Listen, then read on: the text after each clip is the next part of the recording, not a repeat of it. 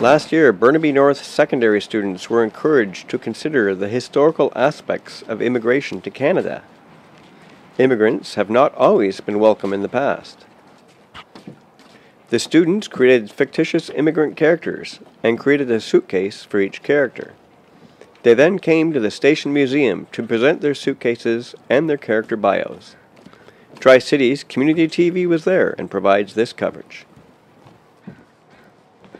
This is Ayisha Bosma, a 22-year-old Roma woman, otherwise known as a gypsy, who is fleeing from France during the Second World War. She came to Canada in 1939 on a ship coming from the Corée Inlet. She came to a port in Halifax, and using her knowledge that she gained from her nomadic lifestyle, she followed the St. Lawrence River to Montreal, where she boarded a Canadian Pacific train and came to Port Moody. The sketches in her suitcase show images and scenery she had seen on her voyage over. The long ship ride, especially as a stowaway, was excruciating and dangerous. She filled her time drawing what she saw because images were the only way she knew how to keep record of her time in the world. Since she was nomadic and traveled, a family took her in one day on an extremely stormy night, and on the middle right, she sketched a picture of their daughter beside the cottage they were living in, so she'll never forget the kindness she was shown. The sketch on the top left from the lake is from the Lake Ontario shoreline. The sketch on the middle depicts the Mercier Bridge, drawn when she walked the shoreline. On the bottom is a sketch of 3 people on a canoe in the St. Lawrence River. The paintings in the suitcase, some of them, show what she saw when she arrived in Canada. The sunset is the port in Halifax where she arrived in after for a long journey. At the time, she had nowhere to go, so Ayisha stayed at the port for a night, taking in the new world around her. When she woke up, a cluster of rhododendron flowers landed on top of a plant. She has never seen this flower before and thought it was a good idea to paint it as her first beautiful memory in Canada. On the bottom left is a painting of a sunset on the shore. Ayisha has always been surrounded by tall forests, so she has never gotten to see a sunset on a beach before. She found this moment especially beautiful and painted it as it was going down. She fled France to escape the persecution and discrimination of Roma people. After the Roma escaped slavery in Romania in 1855, France felt threatened and infiltrated by this foreign culture. The paintings on the left side of the suitcase depict Ayisha's life and environment in France. The landscape painted on the top right corner is of the Oda River, where she would dilute her paint with the water off of the banks. Using thin acrylic layering, she would paint the river as practice when she found moments to sneak away. The portrait on the bottom right is of Ayisha's mother, painted before she was born. It is the only picture that Ayisha took as memory of the family she had to leave behind. Ayisha resembles her mother in her younger days, her face a reminder like the painting. As many Roma people were illiterate like Ayisha, they often told their history through the arts, like singing, dancing, and embroidery. So we track Ayisha's journey through her paintings, as that is how she expressed herself and told her story. Along with legal persecution came social discrimination. They were called gypsies as a derogatory term, since people believed that they came from Egypt, where in fact, Roma originated in northern India. Locals would go watch Roma as entertainment, when in reality they would be observing them living out their normal lives and routines, as opposed to their actual shows that they would perform to gain money. Ayisha's occupation was farming, so she had 2 sets of clothing and accessories. On the top left of the case is a regular attire, consisting of a blue circular poncho over a short-sleeved shirt, or a long one-piece dress. She also wore a skirt she sewed herself.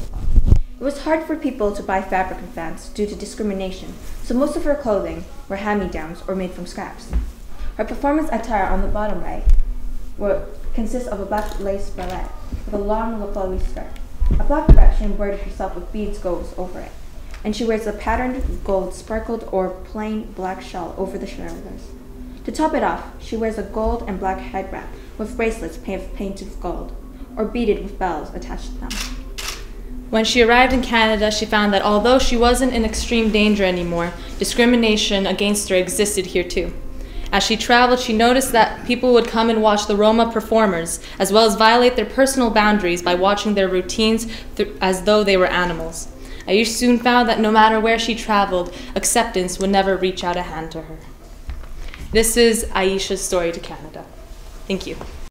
She is from Mexico. Growing up, she had a rough childhood, moving from place to place because her father had a rough time finding a stable job. Although Maria always managed to keep up with her schoolwork and find time to read the books her mother would always give her on her birthday each year, she always found herself eager to learn new things. She finally decided that she wanted to become a teacher. A few months before she finished high school, she got a letter from her old friend Angela, who had moved to Vancouver. In the letter, she said that she got accepted into UBC. She was explaining how wonderful Canada was and encouraging Maria to move in with her. From that letter, Maria decided that she wanted to leave Mexico behind to start a new life in Canada where she could get a better education to feel safe again after the Taloco massacre.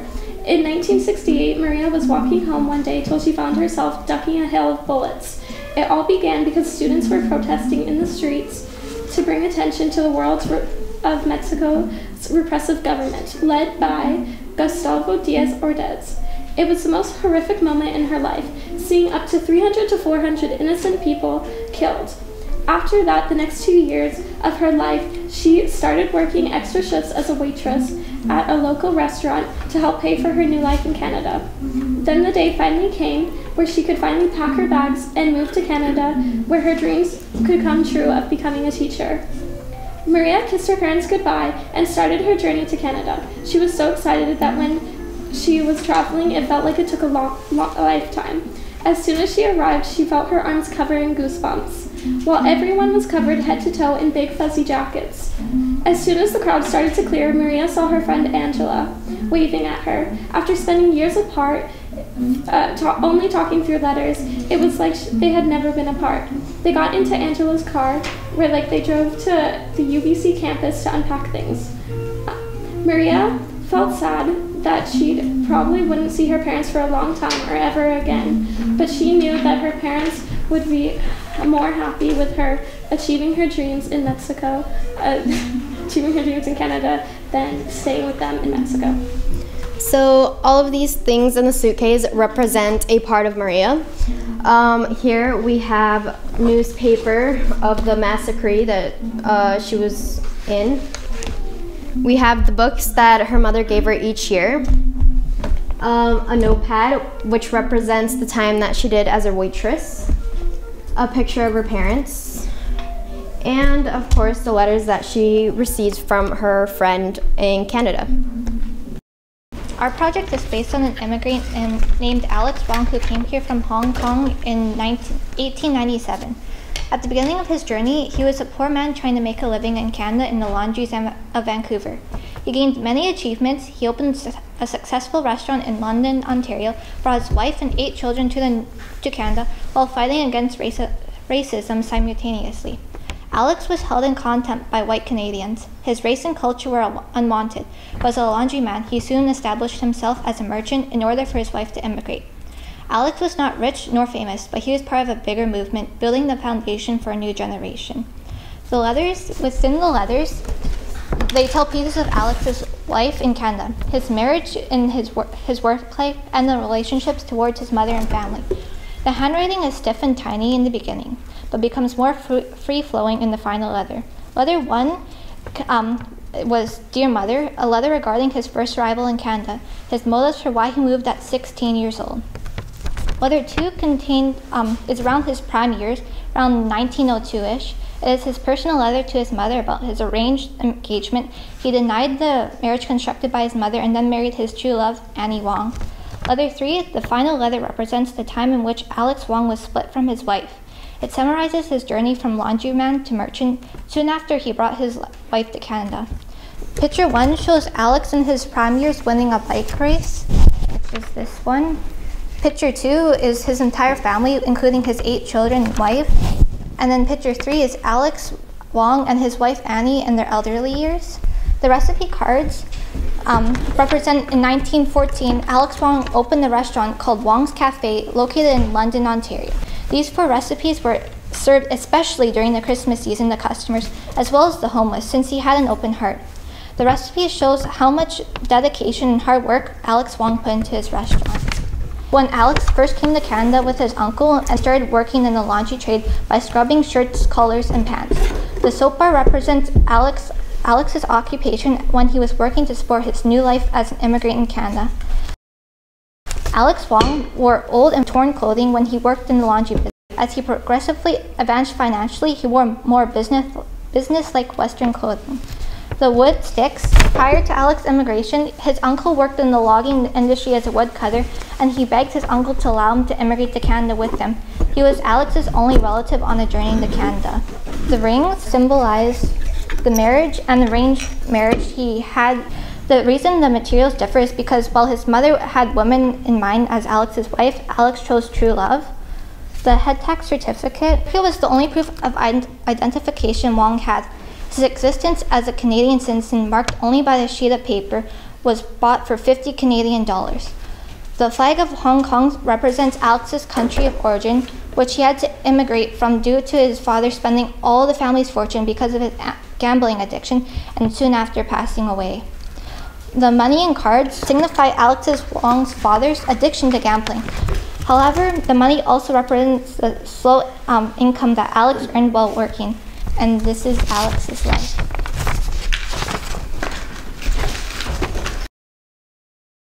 So our suitcase follows and depicts the story of a 21-year-old French-born Jewish woman named Amélie Disraeli. With the Second World War brewing and the prospects of danger becoming ever more prominent, Amélie is forced out of her home country of France to try and take refuge in the New World. She leaves behind not only the Holocaust, but her mother and little sister as well. In our suitcase, you will be transfixed into the story of Amélie and her journey through the United States as she struggles to become a successful baker and open her own bakery. Here, she meets a man who promises safety in the great nation of Canada. In the suitcase, it shows and tells her story of how she came to Canada, about her family, her background, and what kind of person she is. In our suitcase, we have Adeline Perez's belongings. Adeline is the main character of our story. She goes on an immigration journey at the age of 17, and with ups and downs, she grows to have a story to tell. She records these stories in her diary. In her diary, she also has paintings and drawings that expresses her feelings and emotions. Unlike some, Adeline was very fortunate and was born into a very high-class family. Things got complicated when she fell in love with Alexander Alonso. Alex was from Spain, and after his parents passed away, he became a servant. Moving from place to place, he ended up being a servant in Adeline's home. After a relationship started between them, they decided to elope and immigrate to Canada to get away from their life. Away from the life where people constantly judged them for being together since they were in a different class. As a high-class French girl with a lot of money, Adeline was easily accepted into Canada. Unfortunately for Alex, Canada declined him because he was Spanish and was very poor. Adeline ended up on a 1-month journey, traveling across the seas to the lower parts of Canada and ended up in Quebec. In the late 1700s, France was bankrupt to the efficient ruler Louis XVI, which led to the French Revolution to overthrow the monarchy. In September 1939 to 1945, World War II was a vast problem to many, which caused people wanting to leave their country. Another big issue in France was the water pollution that created a dirty environment. It was unsafe to drink tap water because it had lots of germs and bacteria such as pesticides and nitrates. This occurred because of the fertilization and farming wastes scattered across the country and affecting the water areas. There was also a lot of air pollution caused by many factors like industrial contamination. Pollution had a big effect on the people living in France because it created risks to their health. With the French exploration, religious opinions, diseases, crop failures, inefficient ruler, French Revolution, World War II, and pollution, there are plenty of push factors that would cause people wanting to leave France. One reason why people wanted to move to Canada was because there were ongoing religious persecutions taking place in France. To escape from famine and other common illnesses, people would start a plan to move to Canada so they could find a new home. Another big problem was the war going on in Europe. Many people wanted to move away from the chaos so they could find safety in a better environment. Overall, people throughout time left because of the same common reasons. For example, wanting new opportunities, like jobs, better trading posts, more land to farm, to view the beautiful scenery, live the easy life, and have freedom. Moving to Canada would mean having political security, safety, and stability. Especially in the late 1800s, when many persecutions occurred because of the coup d'etat of Louis Napoleon Bonaparte. Harsh winters and a lot of crop failures was another reason why people decided to leave France. Unfortunately, when they reached Quebec, many were disappointed by how little land there was. This became a really big problem since they relied on the farmland to make a living with their family. During the 1900s, people normally moved to Canada mainly because they wanted to get away from their own personal problems. Therefore, there are many reasons why French people immigrated to Canada and countless factors that attracted the French people to choose Canada. So this is Adeline's suitcase, and first thing in here is this dress. This is Adeline's dream dress to Canada, and she's an aspiring fashion designer and artist. So she hand sewed this, and it matches with this hat over here, this red hat, because of this red ribbon, and then also this jewelry box that she got from her mother. So she brought this to Canada because it's a memory of her mother, so she will always remember her. Another thing in this box is this journal or diary, and this is her identity card. And we have lots of drawings in here as well. And this really focuses a lot on Adeline and her experiences, her thoughts, emotions, and it's all in her point of view. And if you read this, you'll see all of her struggles she goes through, her parent issues, relationships, and when she's stressed, she'll just like draw or just draw for fun. And these are letters she got from her boyfriend when she was in Canada. So because they're separated, they wrote to each other a lot, Alex and Adeline. So these are just letters that she kept so she has something to remember him by. She also has this box of paint filled with art supplies like paintbrushes, pens, and fabric because one of her hobbies was doing art, so she had all her supplies ready. This is an advertisement poster that inspired her to come to Canada. And over here, lastly, this is the book that her father gave to her and that she read while she was on her journey to Canada. Thank you. Hi, my name is Hirsch. I have just arrived from Germany. I'm one of the very few survivors of the Holocaust, and to be here today is a great blessing for me. My family originally came from Poland. It was there that my childhood was stripped away from me and the town I loved was changed forever. Freeze. Eric Hirsch was forced to leave his town when he was only 11. On September 1st, 1939, the Germans attacked and invaded Poland. Eric's family was forced out of their hometown and sent to live with relatives in logs. Unfreeze. The things I saw and the things I experienced during the war was something nobody should have ever go through. I thank God for helping me throughout this horrendous event as He was with me every step of the way, protecting me as I endured those grueling days in the Auschwitz concentration camp.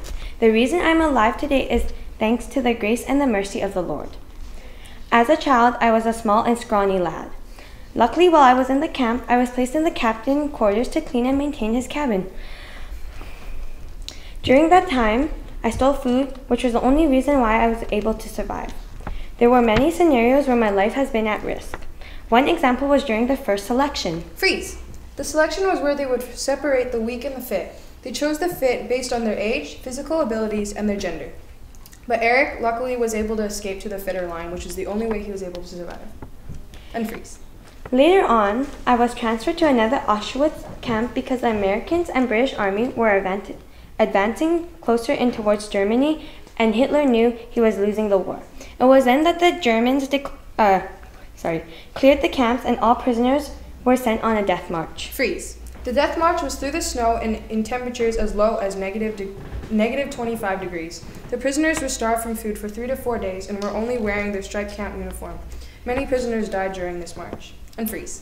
Fast forward a few years, and I was finally rescued by the Soviet Army and sent to England for English lessons and given time to recover. Afterwards, I moved to Liverpool along with a few other boys where they learned the trades and the works of the city. I had finally gotten my life back and all the things I have gone through was in the past. I was now free and able to live my life as I wanted. Freeze. This is the happily ever after we decided to give Eric Hirsch. In the real story, he actually stayed in London and learned trades with the other survivors. This is where he decided to share his story of the Holocaust and all his experiences in his book, A Detail of History. Hello, my name is Annie Liang. I was born on April 1st, 1911 as Liang Annie in Guangdong. I have an older brother, but he died as an infant, so I never met him. I was training to become a nurse until the school burnt down in China, but I found an advertisement paper telling people to come work in Canada as a nurse. I came to Montreal last year, July 10th, 1939. While in Montreal, I met the love of my life, Rick. He's the reason I'm here. We came here so we can be closer to his family and because we have gotten a job offer with higher pay. Everything here in this heavy suitcase is what I've brought from China and what I've gotten in Montreal. First, we have the jewelry box. This old jewelry box is from her mom. When she was going to Canada, and she put her necklace, bracelet, earrings, rings, and glasses inside here, which Annie is currently wearing. Next, we have the medical books. These medical books are for studying because Annie is going to Canada, so she's continuing her studies for better education. Then we have the Chinese English dictionary. Since Annie is an international student, she would have a bit of trouble with English, so she needs to be able to understand every word and meaning that comes to Canada. Next is the red pocket. This is a Chinese tradition where Annie's father gave her when she was leaving. This means good luck, and also there's Chinese money that would be placed inside too. Then we have the advertisement paper. This would be found by Annie when she was feeling down and helpless. Her job was literally done. Her education was falling on end, and this shows that Canada needed nurses in 1937. Annie left to go to Canada.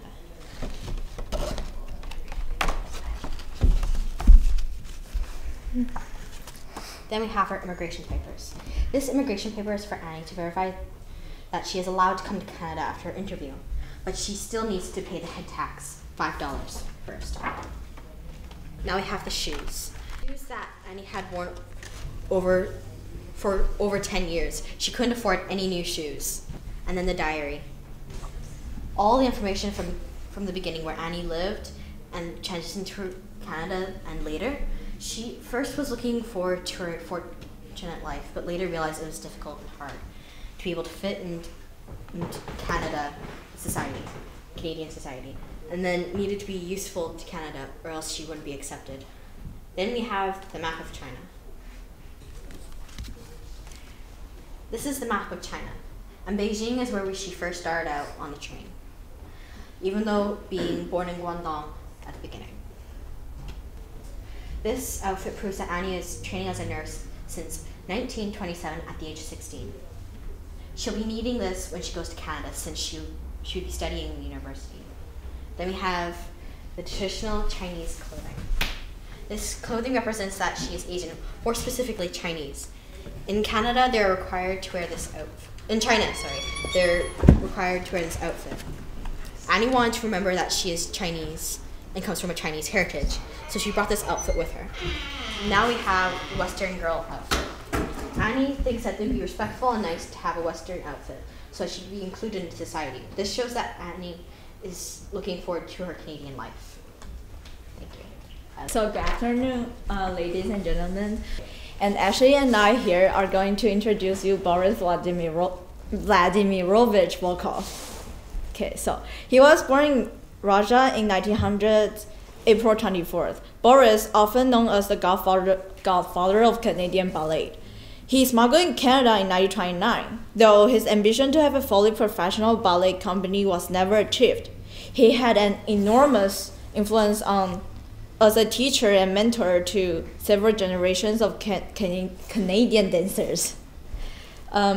Before finally settling in Canada, Volkov attended the State Academy of Ballet and Choreography in Moscow. After his American visa expired, he then smuggled into Canada.